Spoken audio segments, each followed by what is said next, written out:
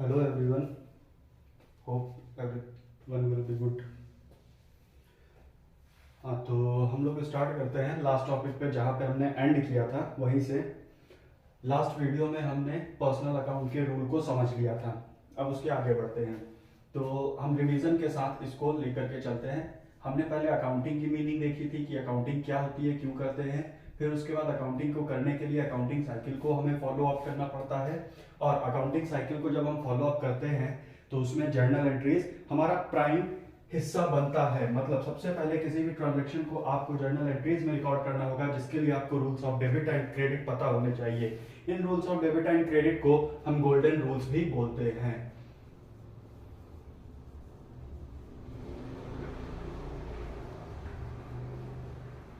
अब ये जो rules of debit and credit हैं, इन rules of debit and credit को हम कैसे यहाँ पर एग्जीक्यूट करते हैं, कैसे यहाँ पर ट्रांजैक्शंस में रिकॉर्ड करते हैं।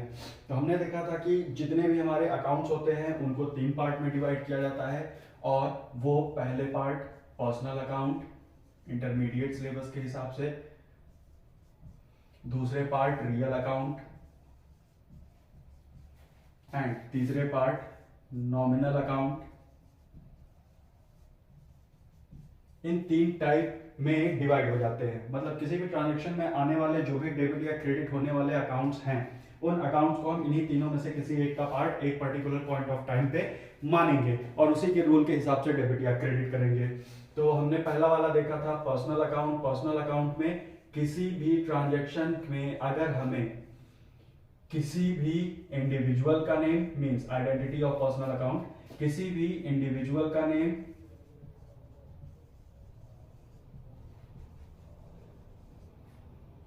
किसी भी ऑर्गेनाइजेशन या इंस्टीट्यूशन का नेम,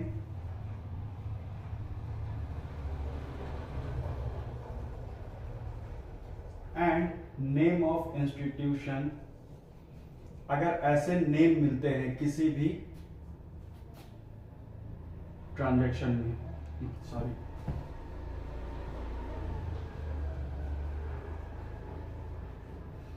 तो उसे हम इंक्लूड करेंगे पर्सनल अकाउंट में। एंड वो जैसे ही पार्ट ऑफ पर्सनल अकाउंट बनेगा तुरंत हम इसके ऊपर rule of debit and credit applicable कर देंगे पर्सनल अकाउंट का। तो डेबिट एंड क्रेडिट रूल क्या होता है पर्सनल अकाउंट का? ये बोलता है कि debit the receiver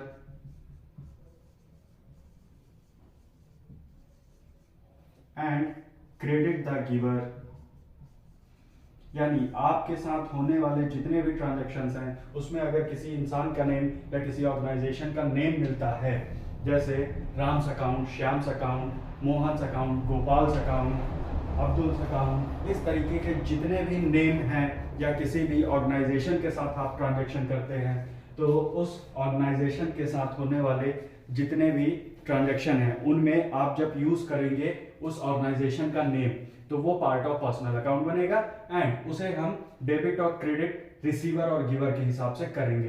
it means उस ट्रांजैक्शन में अगर वो ऑर्गेनाइजेशन या जो भी नेम आपने चूज किया है इंडिविजुअल का वो रिसीवर है तो उसे डेबिट करेंगे, अगर गिवर है तो उसे क्रेडिट कर दिया जाएगा। For example paid cash to Ram, ये हमारा एक एग्जाम्पल है और इसके आगे अमाउंट हमने 5000 रुपीज पुट किया है। अब ये एक ट्रांजैक्शन बन गया। ट्रांजैक्शन पहचानने का टेक्निक क्या होता है? ट्रांजैक्शन में हमेशा एक्सचेंज होगा। एक्सचेंज बोले तो एक चीज आ रही होगी आपके पास तो दूसरी चीज जा रही होगी, यानी दो चीजों का आपस में एक्सचेंज, और उसके साथ साथ उसकी मॉनेटरी वैल्यू, यानी उस एक्सचेंज की एक मॉनेटरी मनी वैल्यू होनी चाहिए। ये दोनों चीजें मिल करके एक तरीके के ट्रांजैक्शन को जनरेट करती हैं, और जैसे ही ये ट्रांजैक्शन होता है तो इसे ही हमें रिकॉर्ड करना होता है, यानी इसकी जर्नल एंट्री पास करनी होती है। तो अब इस ट्रांजैक्शन में हमें कोई 2 अकाउंट चूज करने पड़ेंगे डबल एंट्री सिस्टम के अकॉर्डिंग। जैसे एक हम चूज करते हैं राम्स अकाउंट, दूसरा चूज करते हैं कैश अकाउंट। तो कैश अकाउंट को अभी हम छोड़ देंगे, अभी हम राम्स अकाउंट को देखते हैं केवल। जो राम्स अकाउंट है ये नेम ऑफ इंडिविजुअल है and name of individual goes to personal account. It means ये पर्सनल अकाउंट का पार्ट बना, और अगर ये पर्सनल अकाउंट का पार्ट बना इसका मतलब ये हुआ कि इसके ऊपर जो रूल एप्लीकेबल होगा वो केवल और केवल पर्सनल अकाउंट का होगा। इसके अलावा ना रियल अकाउंट का रूल लगेगा इसके ऊपर, ना ही नॉमिनल अकाउंट का। तो ये एक तरीके का इस ट्रांजैक्शन में कैश का रिसीवर है एंड रिसीवर को हमें डेबिट करना होता है, जिसकी वजह से हमें ये पता चला कि इस ट्रांजैक्शन में अगर हम इसको एज अ रिसीवर अपनी बुक्स ऑफ अकाउंट्स में डेबिट कर दे तो ये सही हो जाएगा। ठीक है, ये हमारा हो गया पर्सनल अकाउंट। अभी सेकंड पे चलते हैं, रियल अकाउंट। जो रियल अकाउंट है, रियल अकाउंट ये असेट्स को इंक्लूड करता है। एसेट्स बोले तो प्रॉपर्टीज, प्रॉपर्टीज बोले तो वो चीजें जो हमें फ्यूचर में बेनिफिट प्रोवाइड करेंगी। मतलब जब भी हमें उन चीजों की नीड होती है उस टाइम पे वो हमें सर्विस अपनी प्रोवाइड करती है या हमारे लिए हेल्पफुल साबित होती है। ऐसी चीजों को हम अपनी एसेट्स बोलते हैं। जैसे हमें जब लिखने का मन कर रहा है तो उस टाइम पे हमारे लिए पेन या फिर ये मार्कर ये हमारे यूज में आ रहा है, ये हमारे लिए एक प्रॉपर्टी हो गई, एक एसेट हो गई। और इस तरीके की जितनी भी चीजें होती हैं उन सभी को हम एसेट्स बोलते हैं या प्रॉपर्टीज बोलते हैं। तो रियल अकाउंट में ऐसी ही फिजिकल एग्जिस्टेंस वाली चीजें जाती हैं। हालांकि नॉन फिजिकल एग्जिस्टेंस वाली चीजें भी जाती हैं जिनको हम इंटेंजिबल असेट्स भी बोलते हैं। सपोज सेकेंड वाले पर हम आते हैं, रियल अकाउंट। रियल अकाउंट की आइडेंटिटी में हम कुछ इस तरीके से इसको लिखेंगे कि रियल अकाउंट में हम किसी ट्रांजैक्शन में जब पाते हैं किसी प्रॉपर्टी का नेम, एसेट का नेम, तो name of asset goes to real account. Asset को आप सिंप्लीफाई कर सकते हैं प्रॉपर्टी के नेम के साथ। हमें पता है कि जितनी भी हमारी एसेट होती हैं ये दो टाइप की होती हैं।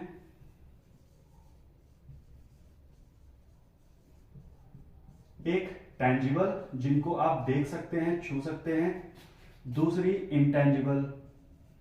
तो टेंजिबल असेट्स इनको आप देख सकते हैं और छू सकते हैं। इंटेंजिबल असेट को ना तो देख सकते ना ही छू सकते हैं। तो tangible assets can be seen, can be touched. Intangible assets can not be seen, can not be touched, only can be felt.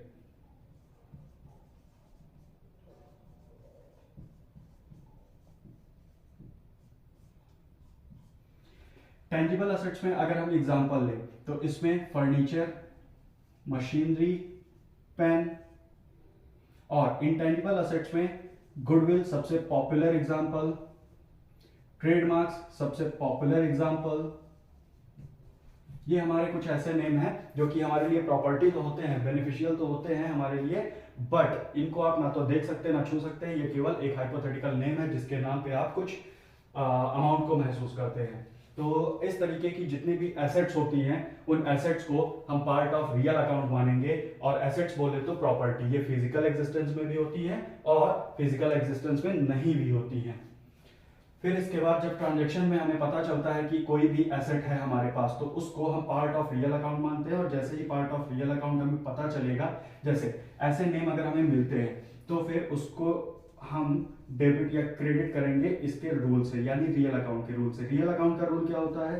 Debit what comes इन, मतलब जो भी चीज उस ट्रांजैक्शन में जो भी चीज आपके पास आएगी उसको डेबिट कर देना है। And credit what goes out, और सेम ट्रांजैक्शन में अगर कोई चीज आपके पास से गोज आउट हो रही है तो उसको आपको क्रेडिट कर देना है। इट मींस जब भी कोई चीज ट्रांजैक्शन में कम्स इन होगी तो उस एसेट के नेम को आपको डेबिट करना है। जब भी उस ट्रांजैक्शन में वो एसेट आपके पास से गोज आउट होगी, आपके पास से चली जाएगी, तो वो क्रेडिट हो जाएगी, उस अकाउंट को क्रेडिट कर देना है। फॉर एग्जाम्पल अभी लास्ट एग्जाम्पल हमने लिया था पेड कैश टू राम, और उसमें हमने राम्स अकाउंट यूज किया था और इसे डेबिट किया गया था 5000 रुपीज से। दूसरा अकाउंट हमने चूज किया था कैश अकाउंट। अब देखो कैश जो होता है, कैश हमारे लिए एक प्रॉपर्टी होता है, मींस एक एसेट होता है, यानी इसका नेचर हो गया एसेट का।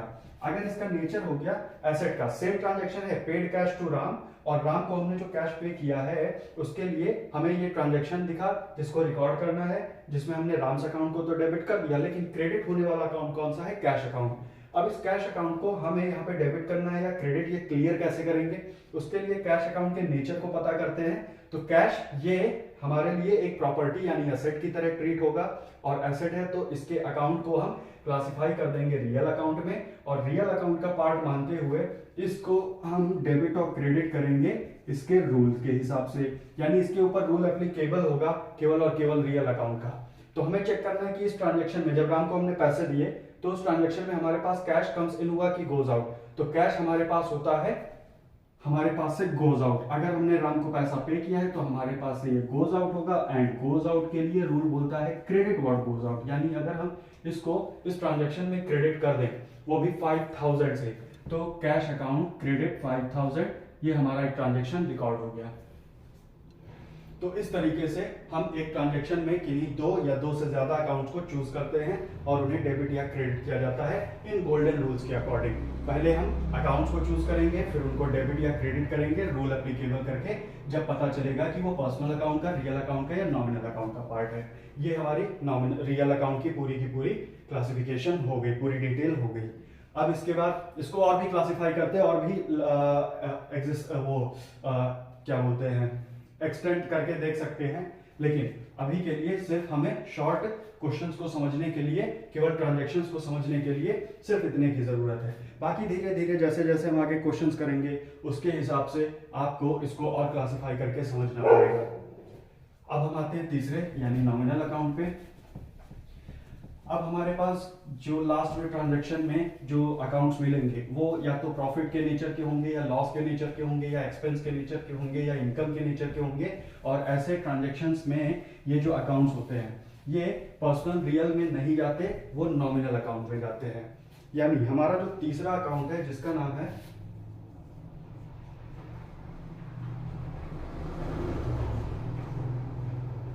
नॉमिनल अकाउंट, नॉमिनल अकाउंट में जो आइडेंटिटी लगती है तो इसमें जितने भी आपके प्रॉफिट अकाउंट होते हैं या फिर लॉसेस होंगे या फिर एक्सपेंसेस होंगे या फिर इनकम्स होंगी, मींस गेन्स, इतने अकाउंट्स को आप क्लासिफाई करते हैं एज पर नॉमिनल अकाउंट। मतलब अगर प्रॉफिट लॉस एक्सपेंस इनकम या गेन किसी ट्रांजैक्शन में आपको दिखता है तो उसे आप नॉमिनल अकाउंट का पार्ट मानेंगे, और नॉमिनल अकाउंट का जब पार्ट बन जाएगा तो फिर फॉर एग्जांपल में आप यहां पर शो करते हैं एक रेंट अकाउंट हो गया। जब हम रेंट पे करते हैं तो ये रेंट एक्सपेंस की तरह ट्रीट होता है। इलेक्ट्रिसिटी बिल,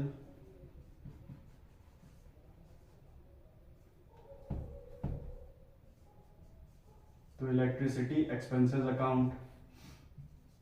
इसी तरीके से कमीशन जब हम पे करते हैं तो कमीशन हमारे लिए एक्सपेंस होता है, और कमीशन जब हम रिसीव करते हैं तो कमीशन रिसीव्ड हमारे लिए इनकम होता है। तो ऐसे जो अकाउंट्स हैं इन अकाउंट्स को आप अपनी इनकम या फिर एक्सपेंस या लॉस या प्रॉफिट इस तरीके से ट्रीट कर सकते हैं, और ये हमेशा नॉमिनल अकाउंट का पार्ट बनेंगे। और जैसे ही पता चलेगा कि ये नॉमिनल अकाउंट का पार्ट है तो इसके ऊपर हम रूल अप्लाई कर देते हैं नॉमिनल अकाउंट का। नॉमिनल अकाउंट का रूल क्या होता है? Debit all expenses and losses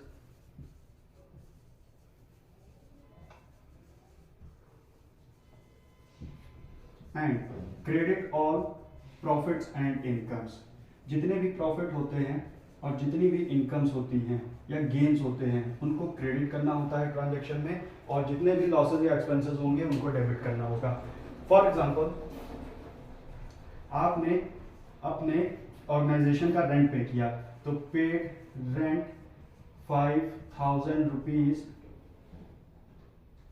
to landlord. Landlord को आपने 5000 का रेंट पे किया। अगर ये रेंट पे किया तो क्या ये हमारा एक ट्रांजैक्शन है? तो देखिए रेंट एक सर्विस होती है, सर्विस को आप जब टेक ओवर करते हैं बदले में पैसा दे रहे हैं, तो ये एक तरीके की एक्सचेंज हुई। एक्सचेंज विद मॉनेटरी वैल्यू, इसे हम बोलेंगे एक ट्रांजैक्शन। और ये ट्रांजैक्शन है तो इसे हमें रिकॉर्ड करना पड़ेगा, यानी इसकी जर्नल एंट्री पास करनी पड़ेगी। तो सबसे पहला काम इसमें से आपको अकाउंट चूज करने हैं। अकाउंट कौन कौन से चूज करेंगे? जो इस पूरे ट्रांजैक्शन को रिप्रेजेंट करेंगे। जैसे एक अकाउंट हम चूज करते हैं रेंट अकाउंट, दूसरा रेंट को कैश में आप पे करेंगे तो दूसरा अकाउंट हम चूज करेंगे कैश अकाउंट। यानी रेंट और कैश इन दोनों में से किसी एक को डेबिट करके किसी एक को क्रेडिट कर दे तो फिर हमारा पूरा का पूरा ट्रांजेक्शन शो हो जाएगा, सही से रिकॉर्ड हो जाएगा। देखते हैं किसको क्या करना है। तो सबसे पहले रेंट अकाउंट पे, रेंट अकाउंट इसका नेचर क्या होगा, रेंट हमने पे किया है तो ये नेचर कैरी ओवर करता है एक्सपेंस का, and expenses are part of nominal account, तो इसे हम नॉमिनल अकाउंट का पार्ट मानेंगे। अगर ये पार्ट ऑफ नॉमिनल अकाउंट है, इट मींस इसको क्लासिफाई होना चाहिए, इसके ऊपर जो रूल एप्लीकेबल होना चाहिए वो नॉमिनल अकाउंट का लगेगा। नॉमिनल अकाउंट का रूल क्या है, नॉमिनल अकाउंट का रूल बोलता है debit all expenses and losses. अगर कोई एक्सपेंस या लॉस है तो उसे आपको डेबिट कर देना है। तो रेंट अकाउंट ये हमारा एक एक्सपेंस हुआ, एक्सपेंस है तो उसे क्या कर देना है, डेबिट। इसलिए इसको हम डेबिट करेंगे इस ट्रांजेक्शन में 5,000 रुपए से। सेम ट्रांजेक्शन में कैश हमारे लिए एक प्रॉपर्टी है, and property means asset, asset goes to real account, and real account का पार्ट होते हुए properties goes to real account, and real account का पार्ट होते हुए इसके ऊपर एप्लीकेबल रूल होगा रियल अकाउंट का। रियल अकाउंट का रूल क्या बोलता है, रियल अकाउंट का रूल बोलता है debit what comes in and credit what goes out. It means जब आप यहाँ पर कैश पे करते हैं तो कैश आपके पास से गोज आउट होता है क्योंकि रेंट आप पे कर रहे हैं, और कैश जब गोज आउट होगा तो इससे हमें ये पता चलेगा कि क्रेडिट व्हाट गोज आउट, कि इस अकाउंट को आपको जर्नल एंट्री में क्रेडिट कर देना है, कितने, 5,000 रुपीज से। तो सेम ट्रांजेक्शन में ये हमारा रेंट अकाउंट डेबिट हो जाएगा 5,000 से, कैश अकाउंट क्रेडिट हो जाएगा 5,000 से। इस तरीके से जर्नल एंट्रीज को रिकॉर्ड किया जाता है। ये पर्सनल और रियल और नॉमिनल अकाउंट के ये जो क्लासिफिकेशंस हैं, ये जो डिटेल्स हैं, इन्हीं को हम गोल्डन रूल्स बोलते हैं। Thank you.